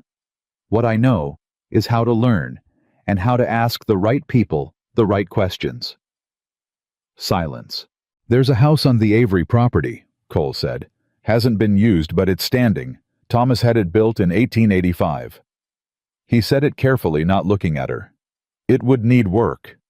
Most things worth having need work, she said. He looked up. She held his gaze and let him read whatever he needed to read there because she was tired of filing things away to figure out later, and some things were better said by not being hidden. I know how to do that kind of work, he said, quietly. I know you do, she said. The forge was quiet. Outside Thornwood was doing its evening business horses, voices the sound of the saloon starting up. The ordinary sounds of a place that was about to change, and didn't entirely know it yet. "The hearing is in 2 days," she said. 2 days, he agreed. "A lot can still go wrong." "Yes," he said. "It can. But it probably won't." She looked at him. "You know why?" "Tell me." "Because Pruitt has been winning by making sure people didn't know they had a fight," she said. "And everyone in this valley knows now. Halter knows, Dix knows. Connolly signed, Sellers signed, Crane signed. Alderman issued a stay. The commissioner is in that office right now reading 8 months of your records." She paused. "You can't unring a bell, Cole." He ran out of quiet. Something in his face shifted, opened slightly, in the way things open when a weight has been on them a long time and is finally being lifted. "You rang it," he said. "We rang it," she said. Pruitt walked into the commissioner's formal hearing the next morning with his attorney and his best suit, and his practiced warmth fully reconstructed as if the previous 11 days had been a misunderstanding. He was graciously arriving to clear up. He sat down across from Hale and folded his hands on the table and smiled. "Commissioner," he said, "I understand there's been some concern about my office's record keeping. I'm happy to address any confusion." Hale looked at him. "Thank you for coming, Mr. Pruitt. I'd like to start with the 11 files that are currently empty in your land office." The warmth didn't break, but something behind it recalculated. "A clerical matter," Pruitt said. "Those files were transferred to secure storage pending the legal questions raised by Mrs. Avery's visit. I can produce them." "Where is secure storage?" Hale asked. "My personal office, at my residence." "I'll need those files this afternoon," Hale said. "If they're not produced by 3 o'clock, I'll issue a warrant for the property." The warmth slipped, just slightly, just enough. "Of course," Pruitt said. "Of course. I'll have them sent immediately." He would not have them sent immediately. Both he and Hale knew that, but the agreement was on record, which meant the failure to produce would also be on record, and Pruitt had just walked through the gap. Margaret was not in the hearing room. She was at the forge because Cole had work, and she had learned that waiting is easier when you're near something that sounds like certainty. She was there when Alderman's clerk came with the news at 10:30. "Pruitt's attorney just came to the judge's office," the clerk said. "Filed a motion to dismiss on grounds of jurisdictional overreach. Says the commissioner doesn't have authority in county land matters." Cole looked up from his work. Margaret looked at the clerk. "What did Alderman say?" The clerk, who was 20 years old and clearly delighted to be delivering this particular message, grinned. "He said the territorial charter of 1882 specifically grants federal oversight on all land claim disputes involving deceased estate holders and out-of-state heirs. Then he cited the specific statute." He paused. Then he told the attorney to read more carefully before filing paperwork in his office.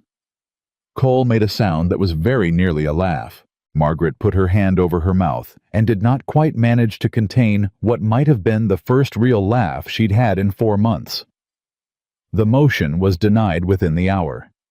At 3 o'clock, Pruitt did not produce the 11 files. At 3:15, Hale issued the warrant. At 4 o'clock, the deputies returned with a strongbox that had been found in a locked cabinet in Pruitt's study, and inside it were not 11 files, but 4 more cases than the empty folders had suggested.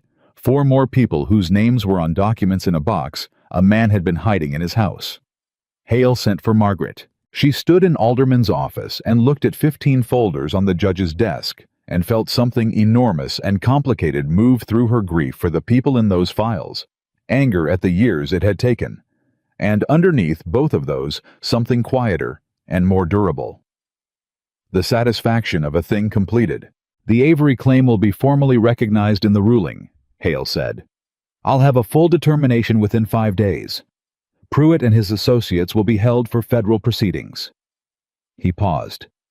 "The Ruth Calloway transfer will be flagged for review as a fraudulent conveyance. If the property can be traced and the claimant located—" "I'll find her," Margaret said.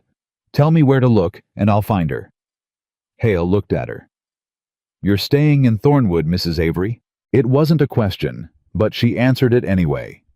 "Yes," she said. "I think I am." She walked back to the forge in the long evening light, and Cole was banking the fire for the night, and he looked up when she came in with the particular attention he always gave her, immediate, complete, like she was the thing in the room worth looking at. "It's done," she said. "Or the beginning of done." He set down the poker. "The files. 15 cases. Hale has all of it." She crossed the floor and sat on her bench. The word had become automatic. Her bench, which told her something about how quickly a person can settle into a place that fits them. "Ruth's transfer is flagged. They'll review it." Cole didn't say anything for a moment. He looked at the banked fire. "I thought I'd feel different," he said, "when it got this far." "How do you feel?" He thought about it. "Like something I've been carrying put itself down," he said. "But I haven't decided yet what to do with my hands." She understood that exactly. "I know what that feels like," she said. "I've felt it every morning since April." She looked at him. "It gets better. You find things to do with your hands." She paused. "Or someone gives you a list." He looked at her. "I have a house that needs work," she said. "On 12 acres of mountain with a creek." She held his gaze. "I wasn't kidding about not knowing the first thing about cattle." The forge was quiet. Outside, Thornwood was settling into its evening. Inside, a man who had spent years believing he had nothing left to offer was looking at a woman who saw him clearly enough to ask anyway. "You'd need someone who knows the land," he said, carefully. "I would," she agreed. "And the cattle market, and how to winterize a property on the upper range. All of that," she said. He was quiet for a long moment. "I know someone," he said. She smiled. She couldn't help it, real and unguarded, the way she hadn't smiled at anyone in months. "I thought you might," she said. Hale's formal ruling came on the 5th day as promised. Margaret was at the boarding house when the commissioner's clerk brought the envelope, and she read it at Mrs. Henderson's kitchen table, with the old woman sitting across from her, pretending to sort linen, but not actually moving any of it. The Avery stake was formally recognized. The debt claim was declared fraudulent and void. The 15 cases in Pruitt's strongbox were flagged for individual review and restitution proceedings. Hector Pruitt and Aldous Crane were remanded to federal custody pending trial. The county death registry clerk, a man named Foss, who had sold names for 18 months at $5 a name, had been arrested that morning before breakfast, which Hale had timed deliberately. Margaret suspected, because hungry men confess faster. She read it twice. Then she folded it and put it in her carpet bag with Thomas's deed number and the 3 signed statements and the letter that had brought her here, because all of those things belonged together. They were the shape of what had happened, and she intended to keep the shape of it. "Well," Mrs. Henderson said, not looking up from the linen she wasn't sorting. "It's done," Margaret said. Mrs. Henderson put down the linen. She looked at Margaret with eyes that had seen a considerable amount of the world and had opinions about most of it. And the Avery stake is mine." She paused. "Legally, completely, without encumbrance." "And," Mrs. Henderson said again, with the particular patience of a woman who is asking about something that isn't the land. Margaret looked at her. "He's going to help me work it." Mrs. Henderson nodded slowly, with the satisfaction of someone whose instincts have been vindicated. "Good," she said, and picked up her linen again. "I was beginning to think that man was going to work himself to death in that forge and call it a life." Margaret thought about that, about coal in the forge, 8 months of waiting, the tin box on the shelf. About a man who had decided somewhere along the way that wanting things was a door that only led to loss, and had made a very thorough job of closing it. She thought about what it meant that he was opening it again. She went to the forge. He looked up when she came in, and she could tell from the particular quality of his attention that he'd been waiting for the envelope for the ruling, for the word that would make everything they'd built over 15 days into something permanent, rather than something that might still collapse. She put the ruling on the workbench between them. He read it. He read it the way he did everything completely without rushing, giving each line the weight it was owed. When he finished, he was quiet for a moment. "Foss," he said. "The clerk. Arrested this morning." "He sold Ruth's name," Cole said. Not a question. "Yes." She looked at him steadily. "Which means there's a record. Hale's office will have the full list of names Foss sold. Ruth's will be on it with the date and the amount and who he sold it to." She paused. "That's a thread we can pull, Cole. A real one." He looked at the ruling again. His jaw worked once, that familiar motion of something being held down by will, and then steadied. "Hale's leaving day after tomorrow," he said. "I know. I need to speak with him today about Ruth's case specifically. Get the information formalized before he goes." She looked at Cole. "Come with me." "He doesn't need me there for that." "No," she agreed. "But I do." He looked at her. There it was again, that open, unguarded moment that lasted just long enough to be real before he picked up his hammer and set it back down and reached for his hat. They went together.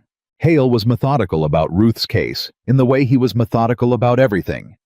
He confirmed that Foss's records showed the sale of Ruth Calloway's name listed as a widowed heir to a small Montana property claim in March of 1886. Sold to Pruitt's operation for $7. $7 for a woman's legal rights and her reason to stay. The fraudulent transfer document bore a signature that sellers had already attested was not obtained in person. With that affidavit and the Foss records together, Ruth Calloway's original property interest was legally intact. It had never been validly transferred. The property itself, Hale said, looking at the file, "It's been sitting unoccupied. Pruitt never developed it too small to be worth the trouble once he had the water rights scheme running on the Avery parcel." He looked up at Cole. "Your sister's claim is recoverable." Cole was very still. "What does she need to do?" he asked. "Present herself to a territorial land office with identification and the case number I'll assign to this file." Hale paused. "You need to find her first." "I know," Cole said. "I will." Hale looked at him for a moment. The assessing look of a man who has learned to read the difference between bravado and certainty, and then nodded once. "I'll leave the file with Alderman," he said. "Open and active. When she's found, tell her to write to my office in Helena first. I'll make sure it's expedited." He closed the folder. "Mr. Whitfield, you've kept an honest record in a dishonest town for 8 months, and you've done it without overreaching or compromising the evidentiary value of anything you collected." He said it plainly, without ceremony. "That's not a small thing." Cole didn't say anything. But something in his face received it, not with the deflection of a man who doesn't believe he deserves credit, but with the quiet of a man who is deciding to let it in. "Thank you," he said. They walked out into the summer afternoon, and Thornwood felt different. Margaret had been noticing it for 2 days, the particular change in a place when something that has been wrong for a long time is corrected. Not transformed, not suddenly good. Just corrected the way a crooked thing can be straightened without becoming new. The same buildings, the same dust, the same heat pressing down. But people looked up differently when they passed. Dix had tipped his hat to her that morning from across the street with the particular relief of a man who'd held his nerve and been right to. Even Connolly Pruitt's cousin by marriage had stopped her outside the general store to say with the stiff dignity of a man who doesn't apologize easily that he was glad she hadn't left. She was glad she hadn't left either. She told Cole that on the walk back from Hale's office, and he said quietly, "So am I." And they left it at that, because some things don't need to be said in more words than that. The work on the Avery property started 3 days later. Cole rode up with her the first morning, and they walked the 12 acres together, the boundary posts, the creek, the house Thomas had built in 1885 that was solid in its bones, but had spent 2 years proving it didn't need anyone. It needed work, the kind of work that had nothing to do with difficulty and everything to do with time and attention. Cole walked through the house without saying much. He looked at the roof, tested the floorboards, examined the window frames and the fireplace and the water line from the creek. He did it the way he did everything methodically, completely, without dramatizing the problems or minimizing them. 2 weeks for the structural work, he said, coming back out. Another week for the interior. I can do most of it myself if you handle the materials. I can handle materials, she said. The window on the east side needs to be replaced, not repaired. All right. The fireplace needs repointing. I can do that. Cole. She stopped him. He looked at her. I've done some work myself. I'm not just going to hand you a list and watch. He looked at her for a moment. Something like amusement, real not performed, moved across his face. All right, he said. Tell me what needs to be done, and I'll do the half I'm capable of. And the half you're not capable of yet. You'll teach me, she said. Like the ranchers. Like the water rights. Like everything else I didn't know when I got here. She looked at him steadily. I learn fast when someone doesn't condescend to me. I've noticed, he said, and there was that almost smile more fully present than she'd ever seen it. They worked. It was not romantic exactly. It was too real for that, too full of dust and physical effort, and the occasional disagreement about the right way to do a thing. She learned to use a level. She learned which wood to trust and which to replace. She learned that Cole had strong opinions about the way joints should be fitted that he was unable to fully articulate in words, but demonstrated with a patience that didn't read as teaching because it didn't come with any sense that he thought she ought to already know. On the 4th morning of work, she was up on the porch roof replacing shingles, while Cole worked on the window frame below, and Mrs. Henderson came up the mountain in a wagon with a covered basket and the expression of a woman who is combining errand and surveillance and is not embarrassed about either. She looked at Margaret on the roof. She looked at Cole at the window. She looked at the progress made. Lunch, she said, setting the basket on the porch rail. And before you tell me you don't need feeding, I know what you've both been eating up here, and it is insufficient. She looked at Cole specifically when she said it in the way of a woman who has been feeding a man insufficiently for years and has decided to stop tolerating it. Cole opened his mouth. Sit down, Mrs. Henderson said. He sat down.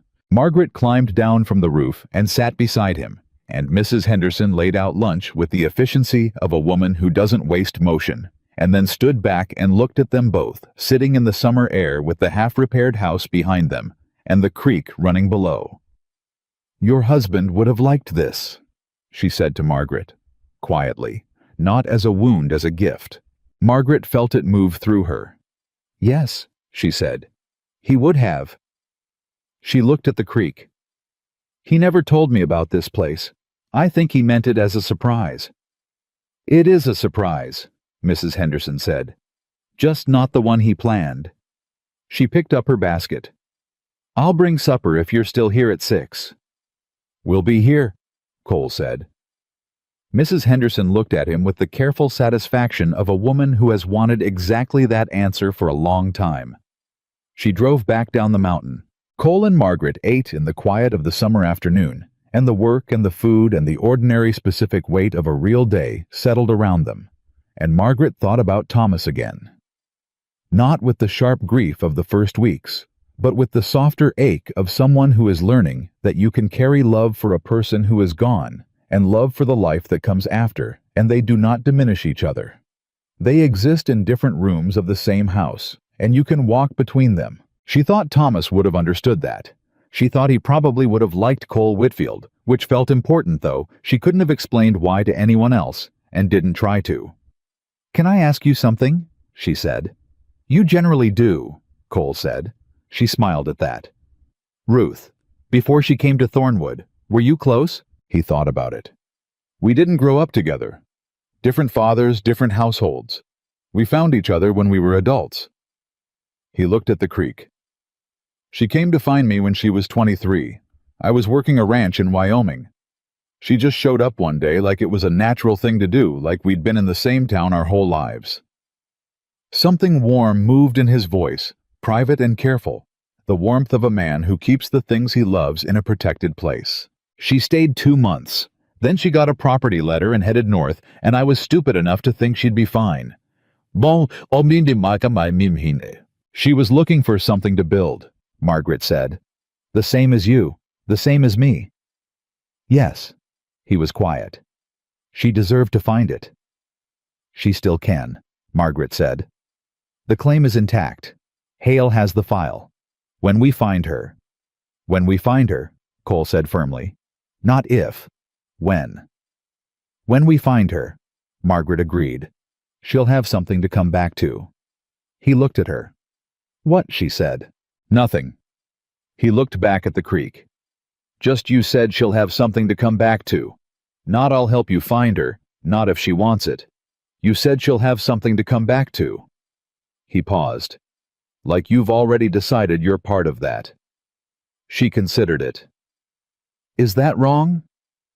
A long silence. The kind that Cole Whitfield used when he was deciding something real. No, he said. It's not wrong. She nodded. Picked up the last of her lunch. Then let's finish that window before the light goes. He stood. He looked at her for a moment, and this time it was different from all the other times he'd looked at her, because this time there was nothing being held back or filed away. It was just him looking at her with everything he was thinking right there on the surface of it. Margaret, he said. Cole, she said. I'm not Thomas, he said. I don't have what he had. The patience, the planning, the way of making things feel safe before they are. He said it straight without apology, like a man reading out an inventory. I'm someone who works iron and keeps records and doesn't talk enough and spent 8 months being angry at something I couldn't fix. I know who you are, she said. I'm telling you anyway, because you deserve to know exactly what this... He stopped, started again. I don't want you to stay because the land is here. I want you to stay because you want to be here. And I need those to be different things. She looked at him. This man who told the truth because he thought lying was an insult to people's intelligence. Who had put himself between her and 2 men she'd never met because something in the room had required it. Who had kept a tin box on a shelf for 8 months out of love for a sister he couldn't find. And who had waited patiently, steadily, without complaint, for the moment when waiting became something else. Thomas made me feel safe, she said. And I loved him for it. I will love him for it for the rest of my life. She looked at Cole steadily. You make me feel capable, like I'm not something to be protected from the world, but someone who can walk into it and handle what's there. She paused. Do you understand that those are both love different shapes of it, but the same thing underneath? He was very still. I'm not replacing him, she said, and I'm not settling, and I'm not staying because I have nowhere else to go. She let him see that she meant it. I'm staying because when I walked into your forge covered in road dust with 2 men behind me, you looked at me like I was someone who could handle my own situation. And nobody had looked at me like that in years. Her voice was steady. I'm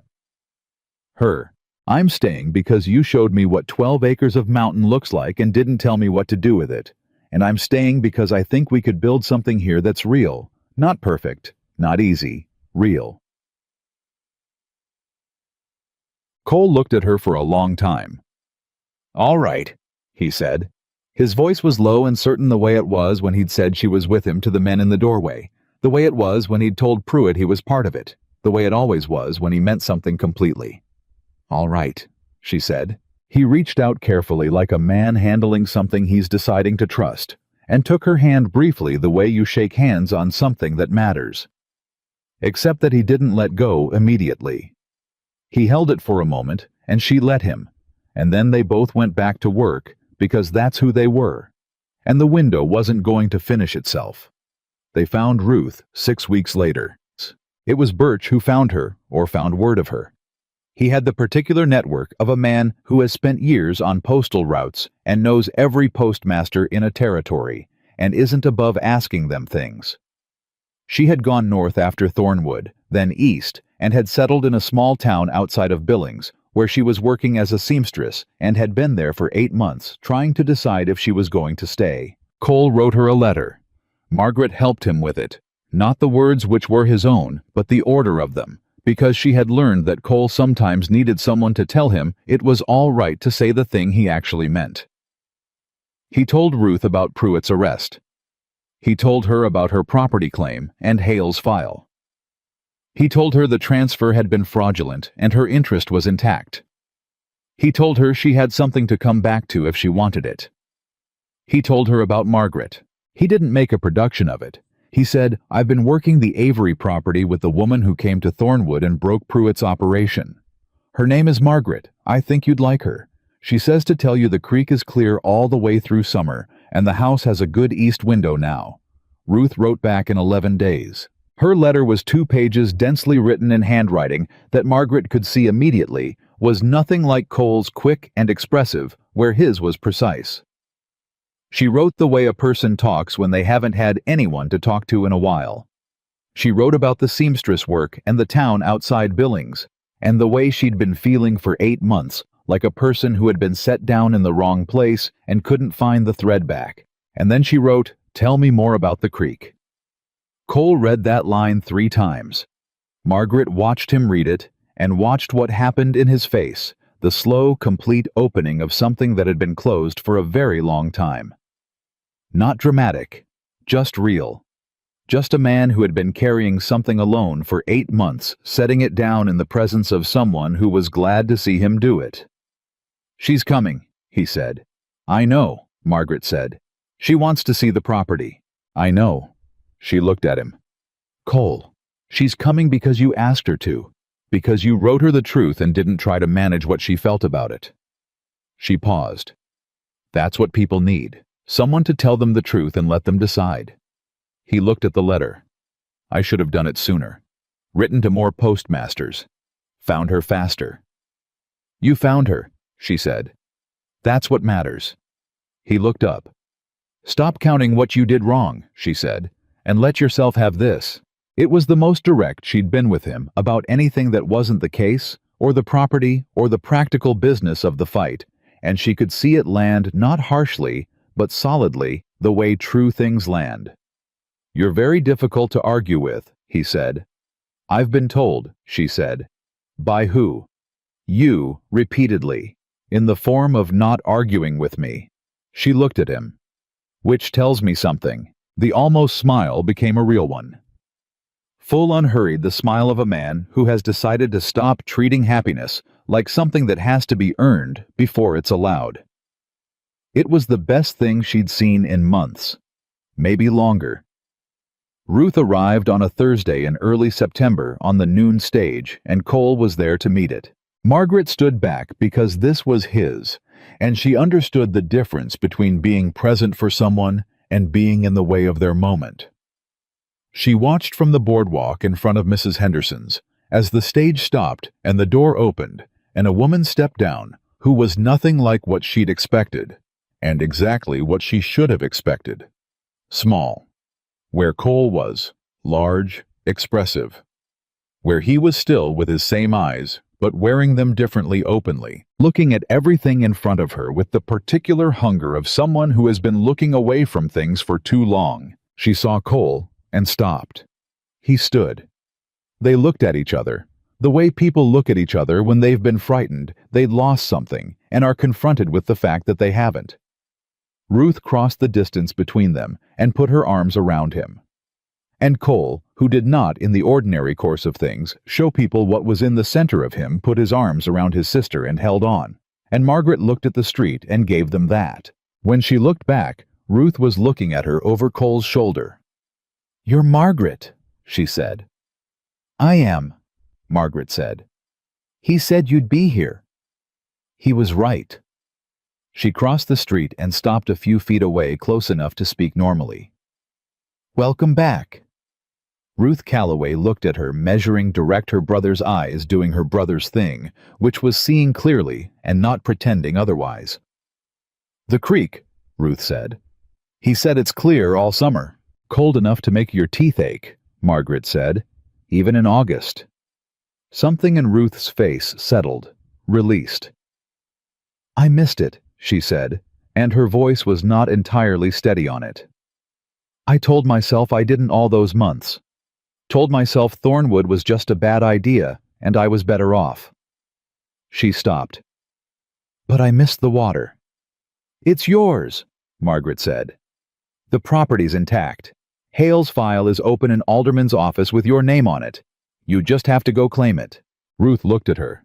Why did you fight for it? For all of it, the other cases, the people you'd never met. You didn't have to. You could have just taken the Avery claim and left. It was a real question. It deserved a real answer. Because Pruitt built his operation on the assumption that people who come to this valley alone and scared will make the easiest choice, Margaret said. And I wanted him to be wrong about that, not just for me, for everyone he'd made that calculation about. She paused. And because your brother stood between me and two men he didn't know when I walked into his forge, and I thought the least I could do was stand in the same direction.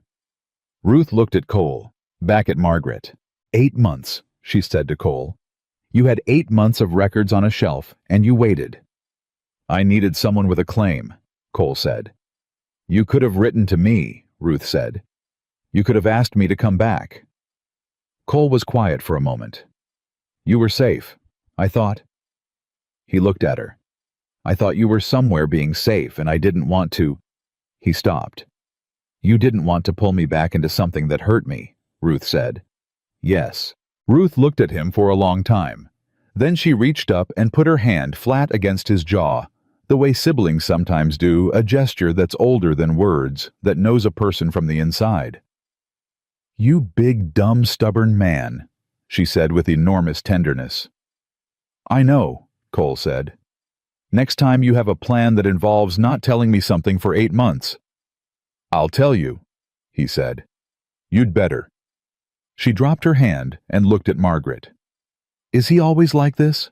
Mostly, Margaret said. He gets better about it. I'm standing right here, Cole said. Yes, you are, both women said at the same moment, and looked at each other, and something passed between them. Immediate easy. The particular recognition of two people who are going to understand each other. And Ruth laughed, and it was the kind of laugh that comes from relief as much as humor. The laugh of someone setting something down they've been carrying too long.